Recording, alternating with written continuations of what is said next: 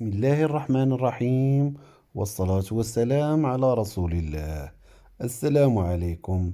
فند الاتحاد الموريتاني لكرة القدم في بلاغ الله الادعاءات التي راجت في وسائل الإعلام الجزائرية مؤخرا حول أن تكاليف تحضيرات منتخب المرابطون لكأس إفريقيا ومصاريف إقامته في الكوت ديفوار حاليا تحملتها دولة أخرى، وذلك قبل ساعات من انطلاق المواجهة الحاسمة بين المنتخبين الجزائري والموريتاني لحساب آخر جولة من دور مجموعات الكان.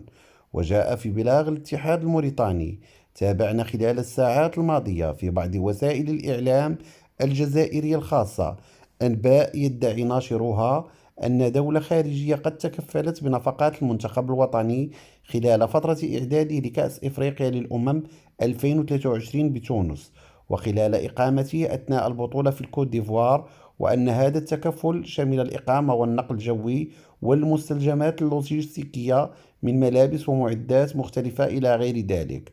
وتابع البلاغ أنه إزاء هذه الأخبار الزائفة تود الاتحادية الموريتانية لكرة القدم أن تؤكد للجميع أنه لا صحة إطلاقا لهذه الأخبار التي تم ترويجها ونشرها للأسف على نطاق واسع.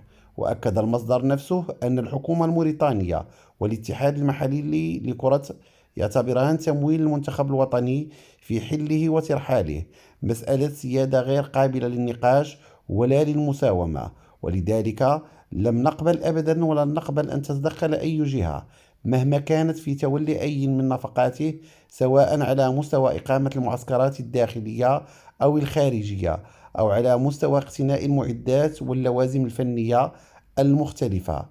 ودعا الاتحاد الموريتاني لكرة القدم الجميع إلى توخي الحذر تجاه مثل هذه النوع من الأخبار الزائفة التي يسعى مروجوها إلى التشويش على الفريق وعلى تحضيراته قبل ساعات من انطلاق مباراته الحاسمة لحساب الجولة الثالثة من دور مجموعات الكان. فضلا منكم وليس أمرا مني، اشتركوا في القناة وفعلوا الجرس ليصلكم كل جديد. شكرا لحسن المتابعة، وإلى اللقاء.